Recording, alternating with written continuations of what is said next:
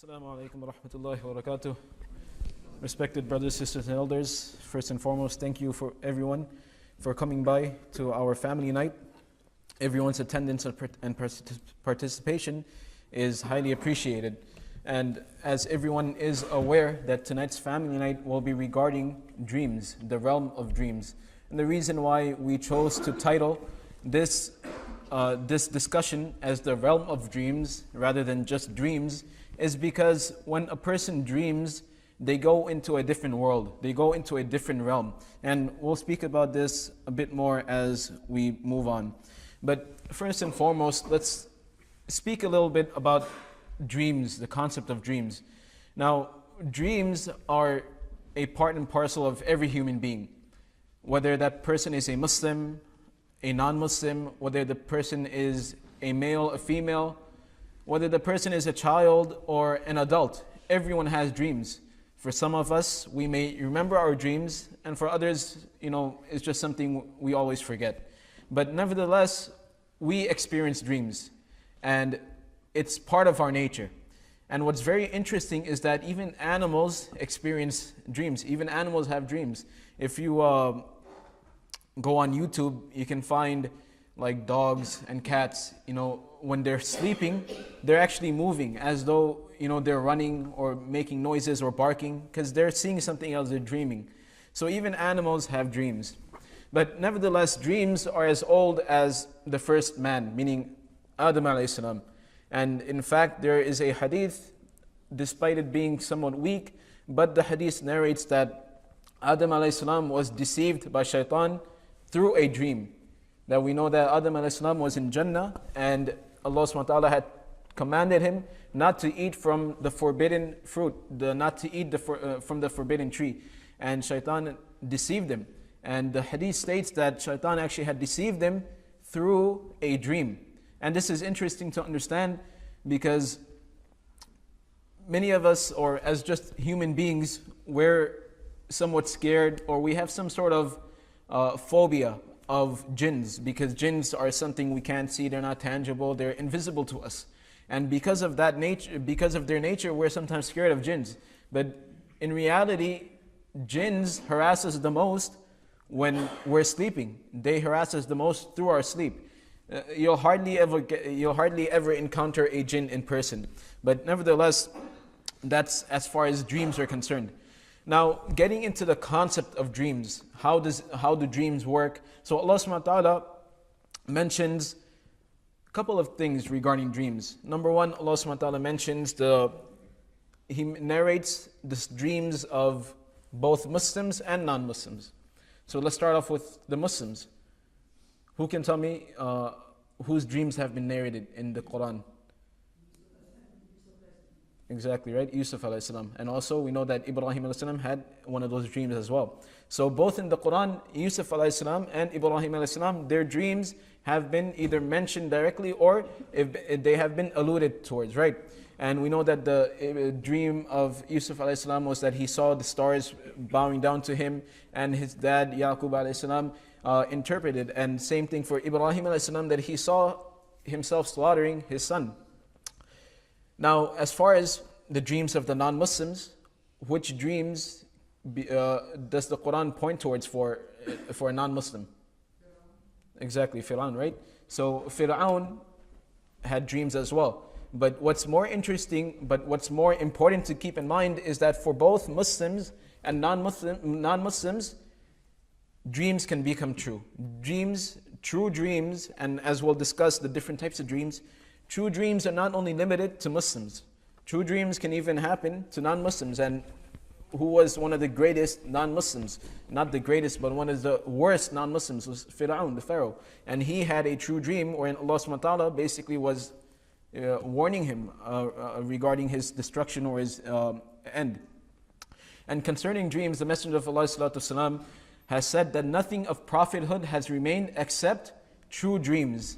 And sometimes you'll be, so this is something important to understand, that the Messenger of Allah ﷺ has mentioned that لَمْ يَبَقَ مِنَ النُّبُوَّةِ إِلَّا الْمُبَشِّرَاتِ, that nothing of nubuwah. We know that prophethood had different stages, prophethood had different avenues. And what we mean by this is that prophethood is basically a person's direct connection with Allah subhanahu wa ta'ala, where a person has direct revelation from Allah subhanahu wa ta'ala, and he is in charge of guiding people.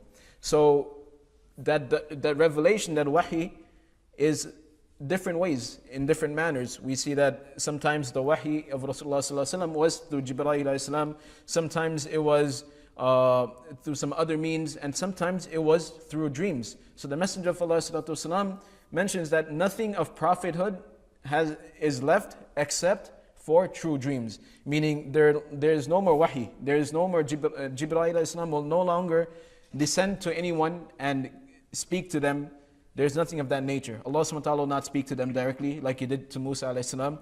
But what is left are true dreams. And true dreams are part of wahi, because just like how wahi was a way to inform what Allah subhanahu wa ta'ala wanted to inform His servant, likewise true dreams serve that exact purpose, that they inform the servant of what Allah subhanahu wa ta'ala wants them to be informed of.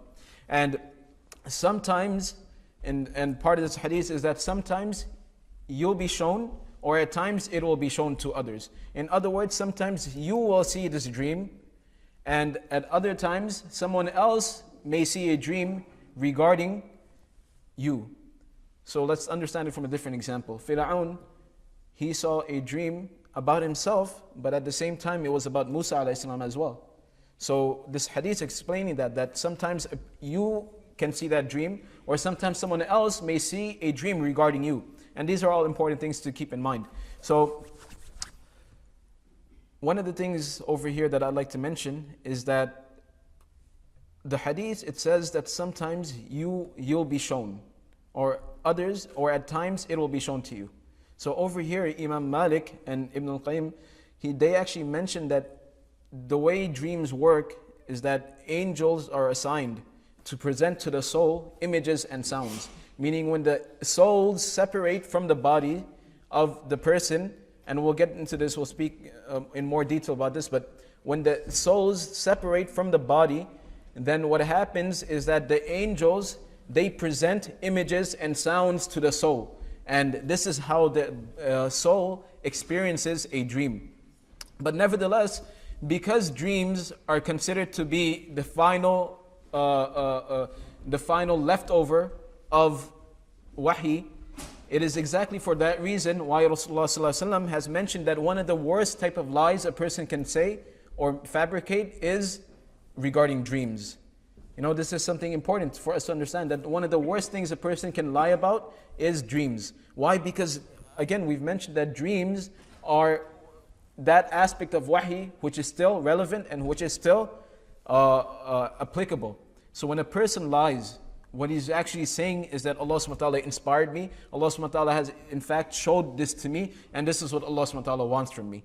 So it is for that reason Rasulullah sallallahu alaihi wasallam has said that one of the worst types of lies is this fabrication of dreams. So we should be careful. This is, if there's one thing we understand or one thing we take away from tonight's program, is that first of all, lying, should be shunned. Lying should not be part of our daily speech. But in specific, lying about dreams, should never be the case.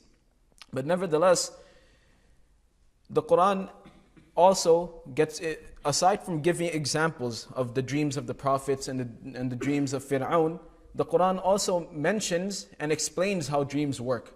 In Surah Al-Zumar, Allah subhanahu wa ta'ala says, Allahu yatawaffa al-anfusa hina mawtiha wallati lam tamut fi manamiha fayumsiku allati qada alayha al-mawta wa yursilu al-ukhra ila ajalin musamma inna fi dhalika la ayatin liqawmin yatafakkarun. That it is Allah subhanahu wa ta'ala who takes hold of the souls when they have reached their appointed time. Meaning at the time of death, it is Allah subhanahu wa ta'ala who takes hold of the people's souls. And it is Allah subhanahu wa ta'ala also who takes hold of the souls who depart, who do not pass away in their sleep. And this is something crucial to understand, that because this ayah is now explaining to us the concept or how dreams work. The وَالَّتِي لَمْ تَمُتْ فِي مَنَامِهَا, and the souls who do not pass away in their sleep. In other words, when a person goes to sleep, when a person falls asleep, he is in a minor state of death. When a person goes to sleep, they are in a minor state of death. This is exactly what the ayah is saying, that Allah subhanahu wa ta'ala takes hold of the souls during their death, and He takes hold of the souls which do not pass away in their sleep. Right? So when a person goes to sleep, they go into a different realm. They no longer are completely attached to their body. Just like how a person, when they pass away, they no longer are completely attached to their body. And one thing I'll mention over here is that even when a person passes away, a complete disconnection does not take place between the soul and the physical body. There is still some sort of connection left. That's why in the hadith we read that the body will experience different sort of punishments or different sort of pleasures, and the soul will be able to feel it. Or that even if a body has been completely destroyed, the soul is still intact. So we understand from all these, the Quran and the Hadith, that there is some sort of connection with the body and the soul, but it's not a direct, it's not a complete connection which is present when we are awake. When we are awake, we have direct, complete connection with our souls and with our bodies. But when we pass away, then that connection is somewhat disassociated or somewhat disconnected. And when we sleep, then too, that disconnection takes place. So, and it is for that specific reason that that sleep has been called the smaller form of death. And then Allah subhanahu wa ta'ala goes on to say in this same ayah that فَيُمْسِكُ الَّتِي قَضَى عَلَيْهَا الْمَوْتَ وَيُرْسِلُ الْأُخْرَى إِلَىٰ أَجْلٍ مُسَمَّى. That it is Allah subhanahu wa ta'ala who withholds those souls upon which He has decreed death. Meaning when a person goes to sleep, then the souls which do not return back to this person, then those are the souls upon which Allah subhanahu wa ta'ala has decreed death. Now they no longer will ever come back to their worldly form. And وَيُرْسِلُ الْأُخْرَى إِلَىٰ أَجْلٍ مُسَمَّى. And as for the souls who it is not decreed upon them their time of death, then يُرْسِلُ الْأُخْرَى. Then Allah subhanahu wa ta'ala sends them back for a different time, for an appointed time. So from this ayah, what we understand is that when a person goes to sleep, they are in a minor form of death, and there's always a possibility that they may not return. And we're participating in this program tonight. We're sitting over here tonight, not so we can just have a bunch of information regarding dreams, or so that we can interpret our dreams or whatever of that nature. But the focus of all Islamic lectures, all Islamic programs is to build a stronger connection with Allah subhanahu wa ta'ala. And this is crucial over here, that every day we sleep. Sometimes we sleep 2-3 times a day. And for students, we sleep whenever we can. I used to sleep in class all the time. It's a reminder for us that when we sleep, it may be our last moment in life. So that's something to think about and keep in mind, that our dreams and this concept of sleep is not something minor.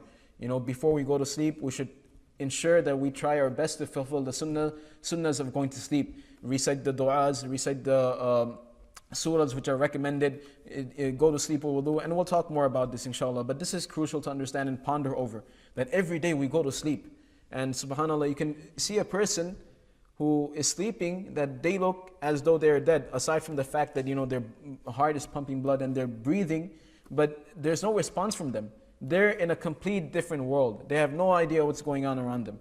And this is a sign for us. And this is exactly why the ayah is concluded with this, that إِنَّ فِي ذَلِكَ لَآيَاتٍ لِقَوْمِ يَتَفَكَّرُونَ, that verily in this is a sign for the people of intellect and the people who ponder. Meaning, if you just have to look at people sleeping, or think about when you go to sleep, this is the conclusion you'll arrive to, that life is short and life is spontaneous, meaning death can occur anytime. We have no guarantee. So may Allah subhanahu wa ta'ala allow us to be prepared when that time comes for us. But nevertheless, we understand another very important concept over here, that dreams are connected to our souls. So just like how souls are somewhat ambiguous, that when you ask a person to describe or explain what the soul is, in fact, there have been many scholars who have tried to explain the soul. In fact, even in the Quran, Allah subhanahu wa ta'ala, it's ayah, يَسْأَلُونَكَ عَنِ الرُّوحِ, that they ask you regarding the soul. And Allah subhanahu wa ta'ala says that this is a soul, the soul is a concept or a matter which is in the knowledge of Allah subhanahu wa ta'ala. Meaning the soul is something which humans, our intellects and our minds cannot fathom or grasp. And even till today, the leading scientists, they cannot explain what souls are. Forget about souls. When I took my Psych 101 class, they can't explain how feelings work. There's how do feelings work? How does a person feel? The emotions, how does it happen? There's obviously a physiological aspect that when a person is sad or depressed, then certain hormones are released. But what triggers it? What is the initial onset? How does something external have the influence on our internal beings? How do emotions work? How do the souls function? So these are things which people still have not been able to figure out. And in the Quran, Allah subhanahu wa ta'ala states it very simply that this is in the knowledge of Allah subhanahu wa ta'ala. And for the people who say, I've never seen God, or prove to me God. I mean, if you're that blind that you can't see everything around you, then just ask yourself, how much of the soul do you know?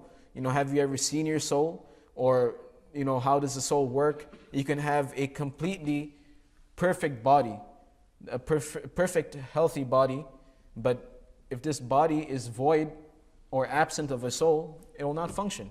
You can make clones of that body, but if there's no soul, then the body will not function. So just like how souls, how as Muslims, how as human beings, we do not have a clear understanding, a complete hold on the concept of souls. Likewise, because dreams are related to souls, and anything which is related to the soul, there is somewhat of ambiguity, there is somewhat of it's not that clear. And then the second thing we learn from this ayah is that when we sleep, we are entering into a different realm. And that's what Allah subhanahu wa ta'ala has mentioned in this ayah, that they go into a different realm, and for the realm and for the people who Allah subhanahu wa ta'ala does not decree death upon, then He sends them back. So when we sleep, we're entering a different world. We are entering the world of the souls. And when we sleep, our souls separate from the body, but this is, again, this is not a complete separation. This is rather a disconnection, which is near complete, meaning there is still some sort of completion left. There is some sort of connection left. But nevertheless, that is what the Quran mentions regarding souls. And in fact, dreams. And in fact, another ayah in the Quran where Allah subhanahu wa ta'ala says, وَمِنْ آيَاتِهِ مَنَامُكُمْ بِاللَّيْلِ وَالنَّهَارِ, and from His signs, from the signs of Allah subhanahu wa ta'ala, is that is you're sleeping or you're dreaming during the night and during the day. So dreams and sleeping, again, these things are for us to ponder over. These things are not just things, we have made it into something of, a fantasy, or something of, some sort of entertainment that they've made movies about dreams. If you've ever heard of the movie called, what's the name? Inception, right? That's the world we live in today. Everything is a form of entertainment. The president, he wanted to get his message across, so he had to do it through humor. He couldn't even have a serious discussion with grown men, without having to throw in humor to, get his message across. But that's the situation we're living in today, that everything has to be, entertainment or comical for us to understand. But in reality, Allah subhanahu wa ta'ala is saying that dreams and sleep, these are things we should ponder over, because every single day we're going to sleep, and every single day we are being disconnected from our worldly lives. And it is up to the decision or the decree of Allah subhanahu wa ta'ala whether He wants to send us back or not. And it may be that Allah subhanahu wa ta'ala may not want to send us back. So may Allah subhanahu wa ta'ala make us prepared for that day. But anyways, going... Huh?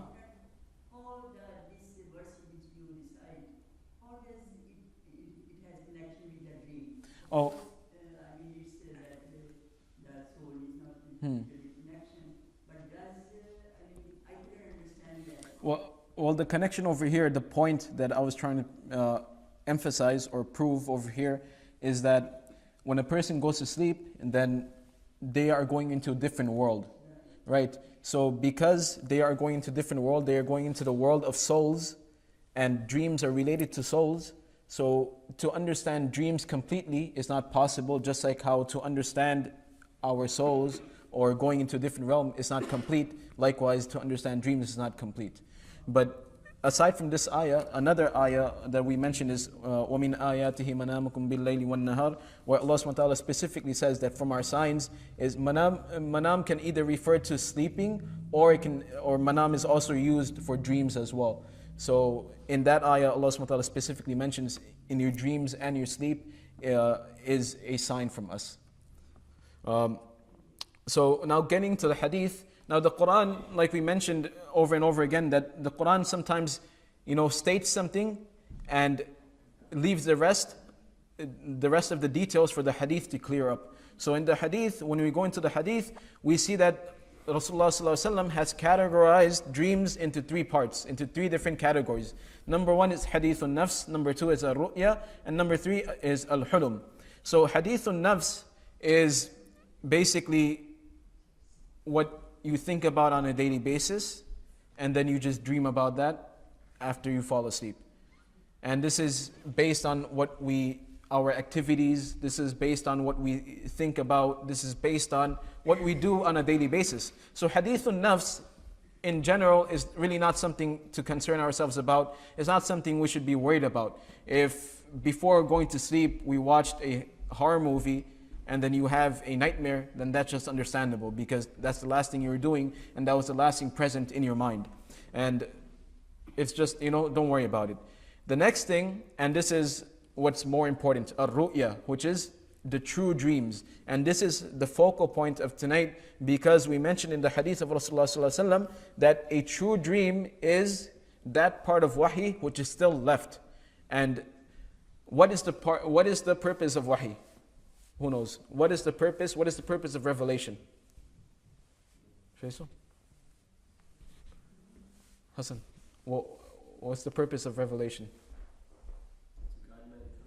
To guide mankind, to inform, right?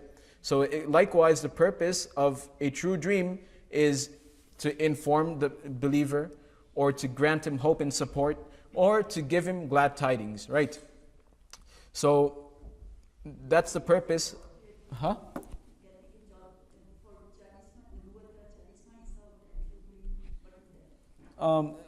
In the hadith it mentions that that there's 46 parts of nubuwah.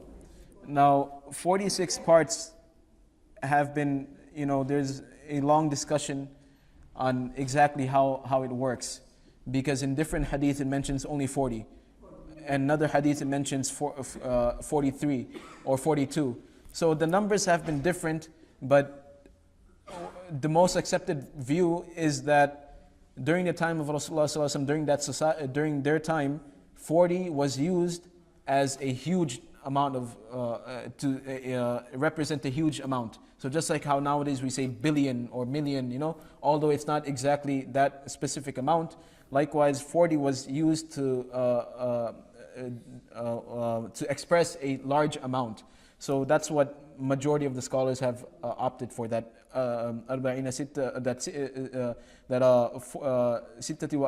that 46 refers to just a big amount, meaning many different ways of nubuwah was present during the time of Rasulullah sallallahu alaihi wasallam. And from one of those is, the hadith of Rasulullah sallallahu alaihi wasallam, that the hadith of Rasulullah sallallahu alaihi wasallam is also considered wahi. But nevertheless, as we mentioned before, that everyone is capable of seeing true dreams, right? The purpose of true dreams is either to inform the servant, to inform the person, or to give him glad tidings, or to give him hope and support. And in the case of a Muslim, it's usually for glad tidings, hope and support. Like how for Yusuf alayhi salam and Ibrahim alayhi salam, they were considered hope and support, or glad tidings, or information.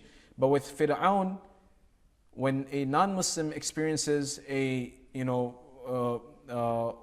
true dream, then most of the time it can be simply for information. And there have been many people who have become Muslim through dreams. There have been many people who have become Muslim seeing Rasulullah sallallahu alaihi wasallam in their dreams, and so on and so forth. But the point is that everyone is capable of seeing true dreams. But the hadith of Rasulullah sallallahu alaihi wasallam says that وَأَصْدَقَكُمْ رُؤْيَا أَصْدَقَكُمْ حَدِيثًا, that the person who will experience the truest of dreams are those people who speak the truth, that never lie, that their speech is the truest, meaning they are the most honest people. So the more honest a person is, the truer his dream will be. What does that mean, that his dream will be true? It means that when a person sees the dream, it will be very clear. He will be able to connect the dots. He will remember this dream after he wakes up. And again, the hadith says that a person who is honest, the more honest you are, the clearer and the more true your dreams will be. But everybody is capable of witnessing or experiencing true dreams. In fact, something interesting is that Abraham Lincoln, before his death, 3 days before his death, he experienced a series of dreams where he saw himself being assassinated. In one dream, it mentions that he saw himself waking up, and then he went downstairs to his house, to the lobby of his house, and he saw so many people gathering in the lobby of his house. And he was asking around, what's happening, what's happening? And the people told him that the president has been assassinated. And he kept on seeing these dreams for 3 days till 3 days prior to his assassination. And you can actually, go on Wikipedia or online and check that out. Abraham Lincoln's premonitions. But aside from that, another interesting fact is many of us have heard of the famous Islamic Institute in India, Darul Uloom Deoband. Darul Uloom Deoband was actually established through a dream as well. That the founder of this institution, Sheikh Qasim Nanotwi, he saw a dream of Rasulullah sallallahu alaihi wasallam, where Rasulullah sallallahu alaihi wasallam had actually come to his dream and said that here is the border or the layout, the foundation of this institute. So when you go there, you will see that the borders have already been demarcated. So when he woke up, he actually found that those borders had actually been set up, and that was also based on a dream. So nevertheless, true dreams are witnessed by both Muslims and non-Muslims, and they can either be for glad tidings, information, or hope and support. Now, what are the signs of a true dream? If you experience a dream, how do you know it's a true dream? And usually for men, we really don't remember our dreams. Usually women are the ones that remember their dreams. Women usually remember everything. But right, signs of a true dream. Signs of a true dream. It says, so the signs of a true dream are the more honest, as we read in the hadith, that the more honest a person is, right, then the higher chances of your dream being true, right? That's number one. Number two is the person slept with wudu, right? You slept in a condition which you're in a pure condition, meaning obviously non-Muslims don't make wudu, but you slept in you went to bed, you went to sleep in a state of purity, meaning you either took a shower before or you made wudu and then you went to sleep.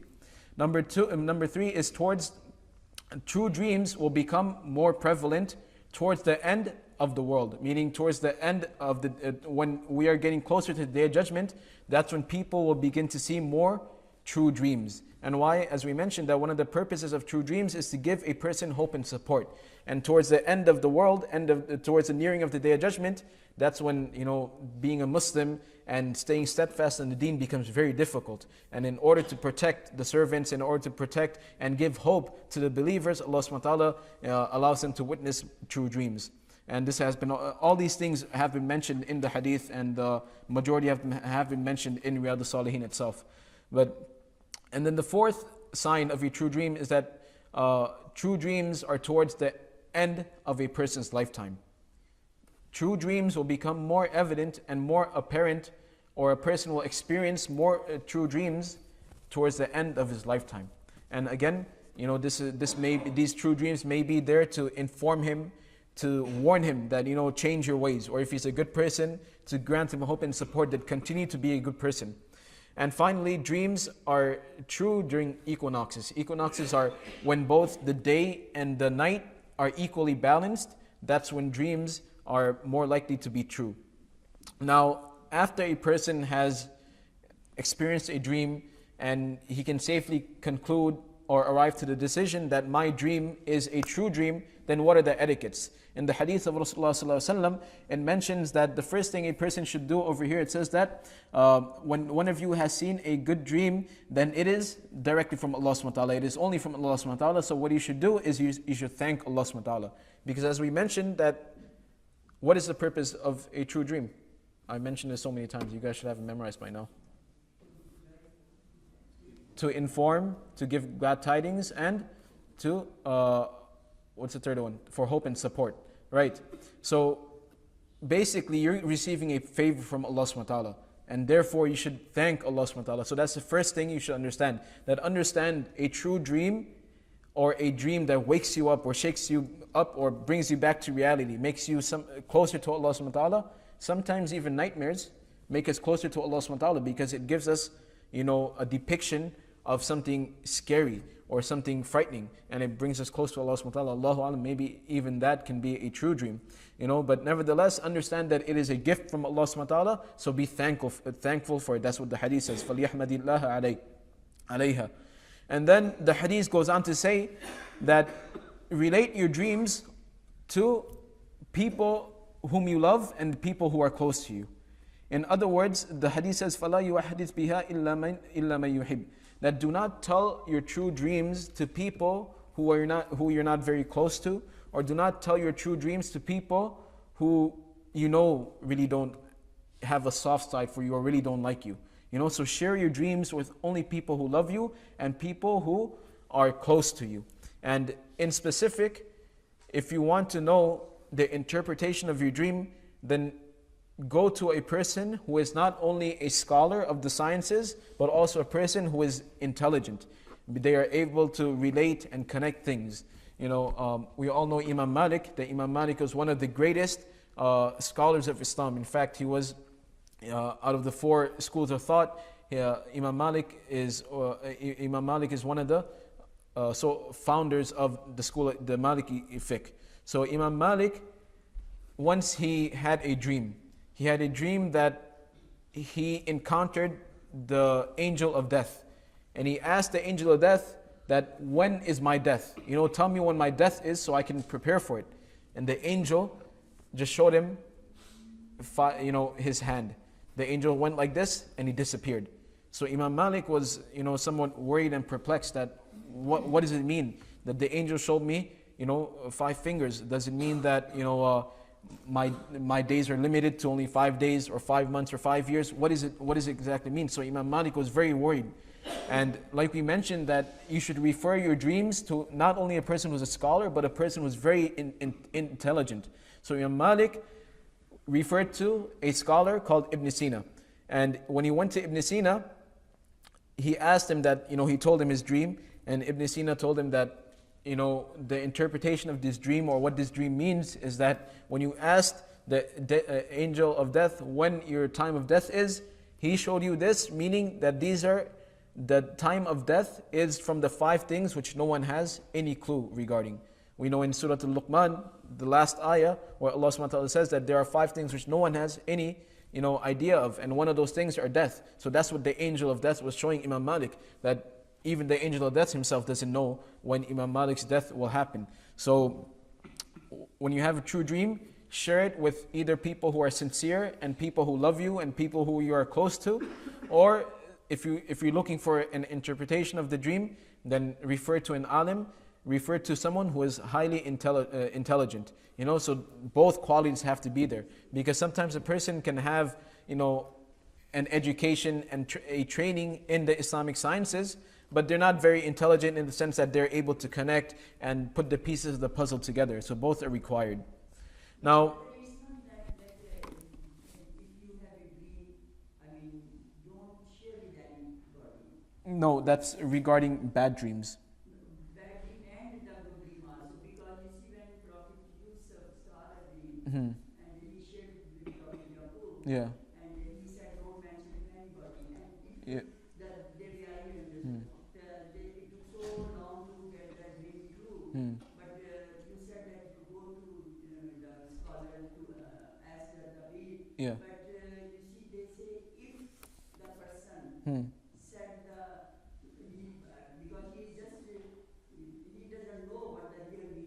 but he's just guessing on it. Then maybe that dream will change that side. I do not exactly what happened will happen. That's what when we read the tafsir Yeah. of Surah Yusuf, Yeah. it is in the explanation of that. Well, yeah, the hadith says that do not share the dream with anyone except for the people who you love or the people who are close to you.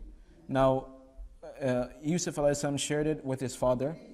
Yeah, but then it says, but the hadith also says, do not share it with people that have any sort of dislike for you or contempt. I know that. Yeah. That is also. Yeah. But that's also that if it's good to keep it to yourself. You can keep it to yourself, but if a person sees the same dream over and over again, and his loved ones or his close family members, if they're not scholars, then and it's bothering that person, then obviously the only option he has is to go to someone who has experience or who has the knowledge of interpreting dreams. So then, he just has to go. That's his only option, right? So then, now that's as far as the signs of a true dream and etiquettes of a true dream are concerned. Now let's get into some extra points over here. That what about seeing the Prophet ﷺ? That what happens when you see the Prophet, or can you even see the Prophet ﷺ in your dream? Now in the hadith itself, it says that it is possible to see Rasulullah ﷺ in your dreams. In fact, the Messenger of Allah ﷺ says, "Man ra'ani fil manam," that the person who sees me in their dream, فَسَيَرَانِي fil yaqda, then it is as though he has seen me while he is awake, meaning he has seen me, in real life. So, what we understand from this hadith and other hadiths is that, number one, when you see the Prophet ﷺ, you are actually seeing the Prophet. Why? Because according to another hadith, that shaitan cannot take the form of Rasulullah ﷺ. So shaitan can take the form of anything, but not the form of Rasulullah ﷺ. But there's still one thing to keep in mind, that shaitan may not be able to take the form of Rasulullah ﷺ, but he can still copy the voice of Rasulullah ﷺ. So if you see Rasulullah ﷺ in your dreams, and he's telling you something like, you no longer have to pray anymore, you're going to go to Jannah, then understand that you have seen Rasulullah ﷺ, but that voice is not from Rasulullah ﷺ. That voice is not Rasulullah ﷺ's voice. Most likely, definitely that voice is shaitan's voice, right? So although shaitan cannot take the form of Rasulullah ﷺ, shaitan can still copy the voice of Rasulullah ﷺ. That's very important to keep in mind. And the other thing is, how do you know if you've seen Rasulullah ﷺ? If you are able to describe Rasulullah ﷺ when you wake up, if you're able to describe him accurately, or that when you read the seerah of Rasulullah ﷺ and everything matches up with Rasulullah ﷺ, then you understand that this is Rasulullah ﷺ. From the people who have experienced a dream with Rasulullah ﷺ, they've said that they just know it's Rasulullah ﷺ. They know it can't be anyone else. The description fits, everything fits, and they just know it's Rasulullah ﷺ. But if a person describes Rasulullah ﷺ in a manner which is not in line with the seerah, that say for example, Rasulullah ﷺ was of Arab descent, but now if they describe Rasulullah ﷺ as someone who looks like Jesus, then it's not Rasulullah ﷺ, right? But aside from that, seeing Rasulullah ﷺ is one of the greatest things, one of the greatest types of dreams a person can have. And if you see Rasulullah ﷺ, then thank Allah subhanahu wa ta'ala, because it's one of the greatest things a person can ever witness and experience. But aside from that, if a person is really desirous of wanting to see Rasulullah ﷺ, then they should increase and be abundant in reciting salawat. Allahumma salli ala Muhammad. The more you recite it, the higher chances of you witnessing or dreaming about Rasulullah ﷺ. But again, one thing to keep in mind is that when you see Rasulullah ﷺ, it doesn't make you a Sahaba, right? It doesn't make you a Sahaba. And if you see Rasulullah ﷺ and he tells you to do something which is against the teachings of Islam, then you have to understand that his speech, although that may be Rasulullah sallallahu alaihi wasallam, but that speech is not his. Okay, so that's as far as seeing Rasulullah sallallahu alaihi wasallam is concerned. Now what about seeing Allah subhanahu wa ta'ala? Is it possible to see Allah subhanahu wa ta'ala? In fact, it's been narrated that Imam Abu Hanifa and Imam Ahmad, they saw Allah subhanahu wa ta'ala in their dreams. Now, how does this work? Because we know that Allah subhanahu wa ta'ala doesn't have a form, Allah subhanahu wa ta'ala doesn't take up a shape or any sort of figure. So, when a person sees Allah subhanahu wa ta'ala, then what they are experiencing is that, the way to explain this is that it's more like an experience. When you see Allah subhanahu wa ta'ala, you will not see him in any sort of shape, in any sort of form. If you see something, in some sort of shape, and they come to you and say, I am Allah, then you have to understand that's shaitan. If you see Allah subhanahu wa ta'ala in your dreams, then it's not you literally seeing, it's an experience. That's how it's been described. But throughout Islamic history, many reputable ulama have stated that they've experienced this dream with Allah subhanahu wa ta'ala. Imam Abu Hanifa, it's actually been mentioned that he saw, both Imam Ahmad and Imam Abu Hanifa, they've seen Allah subhanahu wa ta'ala in their dreams numerous amount of times, up to almost 100 times. But it's possible, but to keep in mind is that when you experience a dream with Allah subhanahu wa ta'ala, it's not seeing Allah subhanahu wa ta'ala in the shape or the form of a human being or anything. It's just an experience that you'll know. It's, it's just based on experience. That's what it is. I've never seen Allah, but the person I took this class with, that's all he mentioned. That unless, yeah. So in fact, going back, that Rasulullah sallallahu alaihi wasallam says that shaitan can take the form of anyone or anything aside from Rasulullah sallallahu alaihi wasallam's form. So shaitan can actually take on the form of an angel or even some sort of false form and say that I am Allah. But the key thing to remember here, as long as you are seeing something in a shape or a form of something, then that is not Allah subhanahu wa ta'ala, that's shaitan. Right? Now let's get into, interpretations of dreams, right? Now, interpretation of dreams is a science in of its own, right? Dream interpreting is not something everyone can do. It's not something anyone can do. It takes a lot of experience. It takes a lot of training and practice. And even at the end, it's not always 100% accurate. Because like we mentioned, that how we are not 100% sure regarding our souls, and because dreams are related to our souls, therefore, even a person who is highly educated and highly knowledgeable and has a lot of training and practice regarding interpreting dreams, even then, it will not be 100% accurate. Like Yusuf alayhi salam, Yaqub, and Abu Bakr radiallahu anhu, they all had very good experience in interpreting dreams. But even then, it wasn't 100%. And many times, dreams are based on so many different things. There's so many different things to consider. Now, this is actually the fun part where, we'll just be narrating different dreams and, giving their interpretations. That sometimes dreams are interpreted based on names, the names of whatever you see. So there was one person, and again, the person I took the class with, Sheikh Walid Basyuni, he narrated all these things. He actually interprets dreams. So I'm not a dream interpreter, but anyways, his name is Walid, right? The sheikh that I took this class with, his name is Walid. And he said that one of his friends had a dream that this sheikh Walid and that his friend's daughter were on the same boat together. They were on the same boat, and they were in the middle of a river. And when the parents of this girl got on another boat to reach them, then this person, Sheikh Walid, pushed them away, and he, kept on sailing away. So when they came to him and told him that, I saw a dream like this, what are you planning to do? Are you planning to marry my daughter? Because she's already married.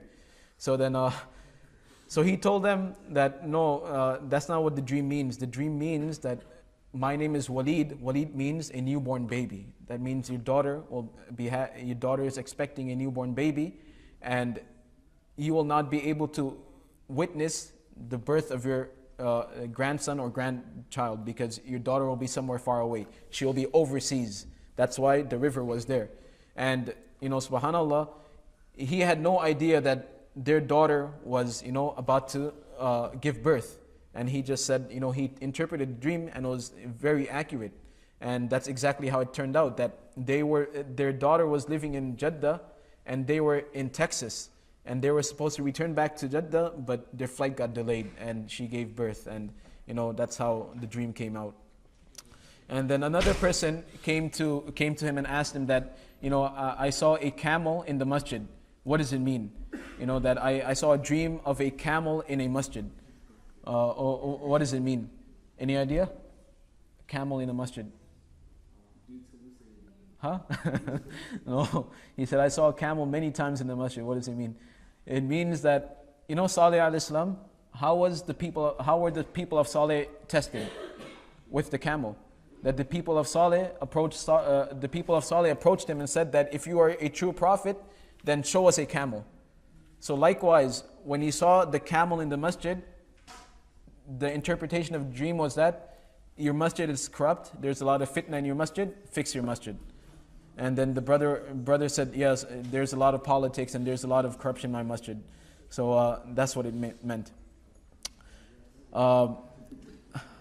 Another dream is, so that was based on, the names of dreams, based on names, camel or the name Walid, newborn child. Then sometimes dreams are interpreted based on some sort of resemblance.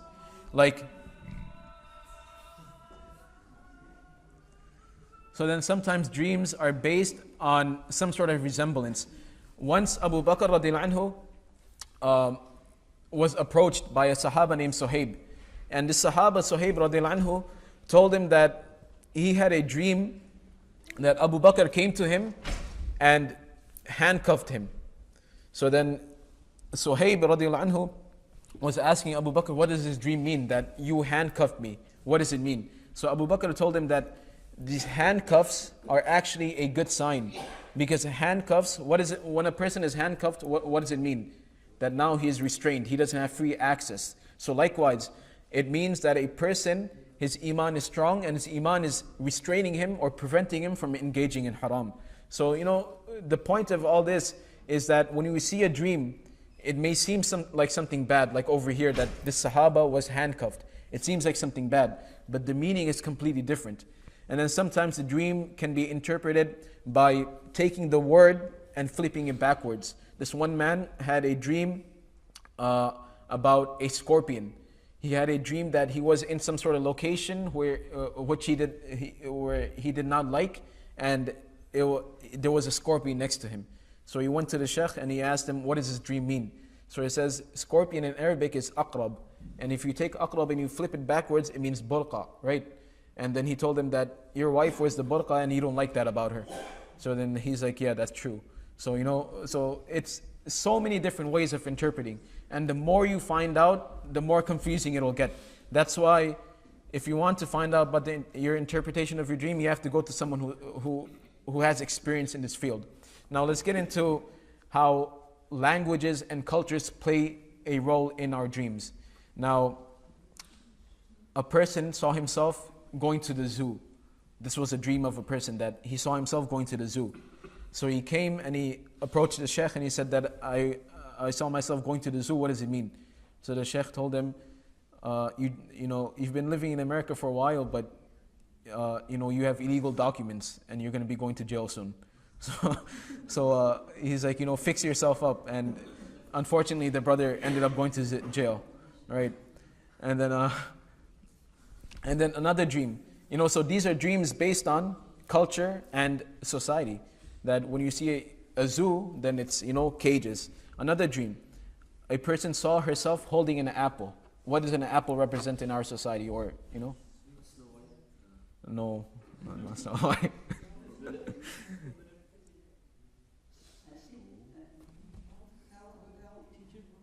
That's also possible, but you know how the saying goes that an apple doesn't fall far from the tree? So likewise, when she told the sheikh that I saw myself holding an apple, he told her that you'll have a son soon, inshallah, and she did. And then, but then another dream was that a person saw himself eating an apple. And the interpretation of this dream was that he will be cured of whatever diseases he had.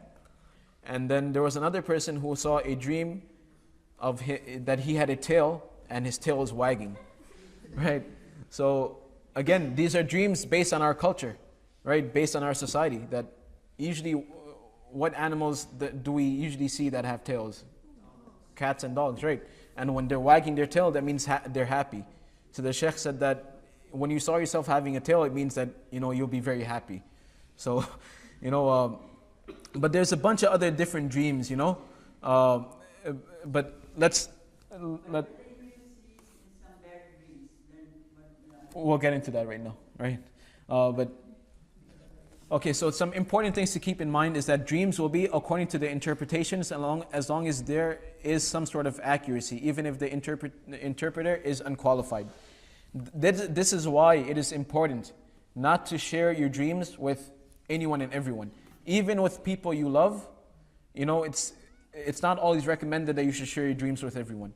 If you really want your dream to be interpreted, then go to someone who has experience. And one of the fundamental training rules for people who interpret dreams is that they should be as positive as possible. Because when they are interpreting the dreams, then they are actually making it come into life. So be positive as possible, right? So just don't go to anyone and tell them about your dream and tell them, oh, you're my friend, tell me, what do you think my dream means, As long as there's some sort of relevance, as long as there's some sort of connection, then there's a possibility that your dream will actually work out in that sense. And now how exactly does this work is, it's a matter of taqdeer, of predestination, and that's, beyond our understanding. But again, be very careful with whom you share your dreams. Specifically, scary dreams, and we'll get into that.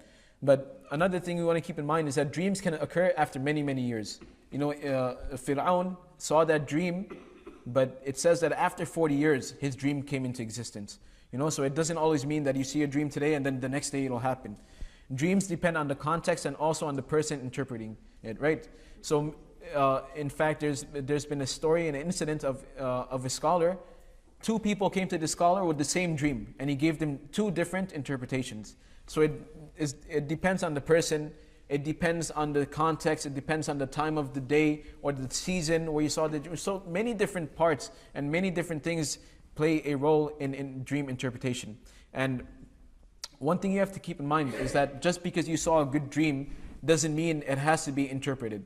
Not all good dreams need to be interpreted. If you see something good, if you see something that boosts your iman, then, thank Allah subhanahu wa ta'ala, that's it. You don't have to go and, investigate or find out.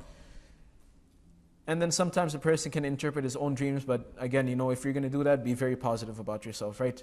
And here's the most important thing to keep in mind. Do not make decisions according to dreams. If you see a dream, don't make decisions according to your dreams, right? If you see yourself with a lot of money or something like that, don't make your decisions based on your dreams. If you want to make a decision, if you want to know if your decision is correct, then do what? Istikhara. We did it last month, right? And regarding dream books, right? You'll see that there's been many dream books. There's actually a dream book over there.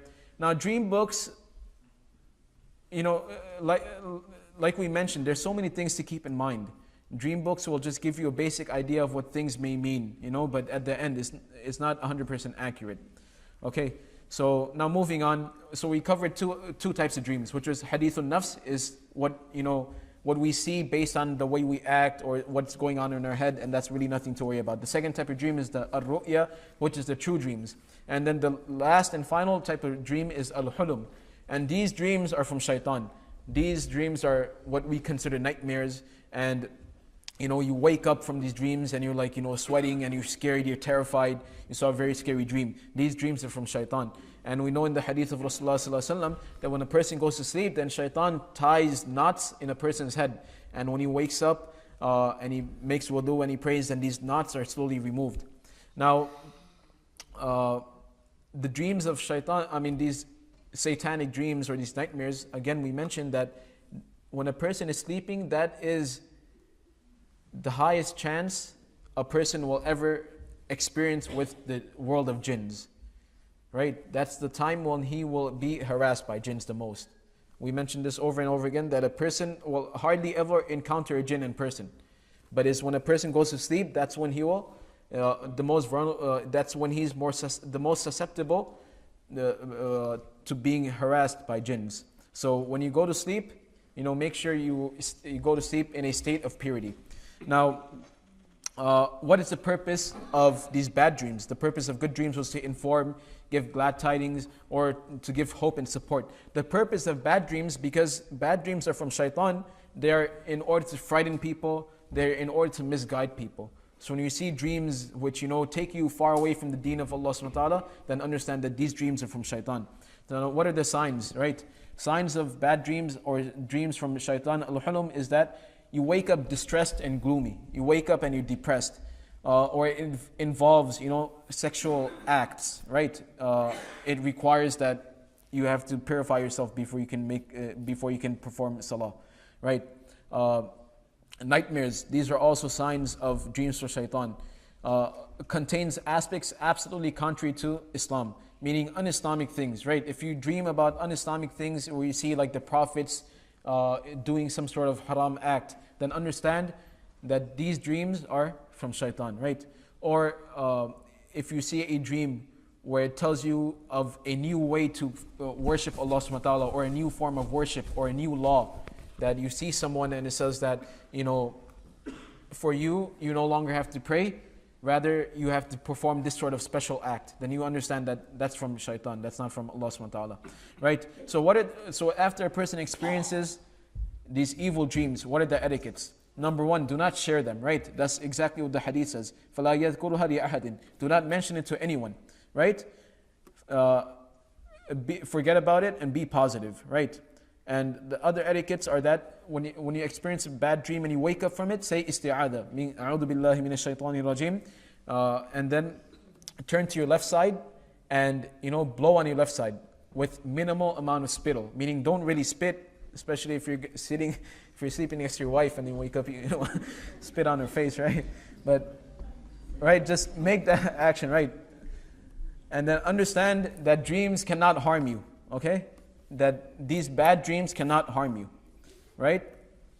Try to forget it, do not mention to anyone, and if it's very bad, then go perform 2 rakats of salah, make wudu, perform 2 rakats of salah, and when you go back to sleep, switch your position. And another thing to keep in mind is that if you experience a lot of bad dreams, a lot of nightmares, then it may be that there are pictures of animate objects in your room, teddy bears or pictures of family. You want to remove them if you are experiencing a lot of bad dreams, right? And then there's another thing, which is an extension of bad dreams, is called jathum. Jathum is when you feel the presence of an evil supernatural force. And some people have experiences that it grabs them and they're not able to move. They can't breathe properly.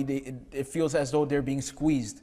So again, this is nothing to worry about. This is not something that you have to be scared about. Just as soon as you gain back consciousness and control, say isti'adah, seek protection from shaitan. And if it gets very bad, then make wudu, perform salah, and switch positions, and inshallah everything will be fine. So these are, everything that we covered pretty much everything related to dreams, that there are 3 types of dreams, that hadithun nafs, what we dream about, what we experience and think about on a daily basis. This is really nothing important to worry about. Then is the ru'ya, the true dream, which is one of those parts of wahi which is still accessible. And when the person experiences a true dream, then the first thing he should do is thank Allah subhanahu wa ta'ala, and do not share it with everyone. Share it with people that mean you good, that are very sincere to you.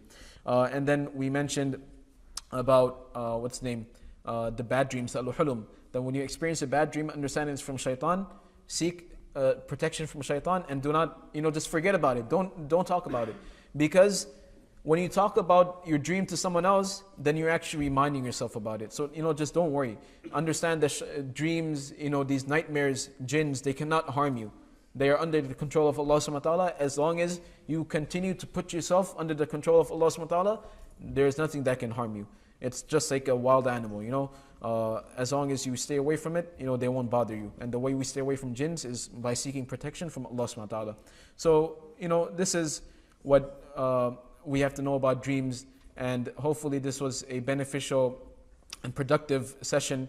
And I think the most important thing we can all take back from this is the ayah of the Quran, where Allah subhanahu wa ta'ala says that when we go to sleep, we are actually coming into the ownership of Allah subhanahu wa ta'ala. It's as though we are in a minor stage of death. And that's a remembrance and something for us to ponder over, that on a daily basis we go to sleep, sometimes 2-3 times a day. And, it's who knows when it can be our last sleep in this world. So may Allah subhanahu wa ta'ala allow us to practice on this. May Allah subhanahu wa ta'ala bless us with good dreams and protect us from bad dreams. May Allah subhanahu wa ta'ala allow us to see Rasulullah sallallahu alaihi wasallam in our dreams as well. Ameen. Subhanakallahumma bihamdika ashhadu an la ilaha illa anta astaghfiruka wa atubu ilayk.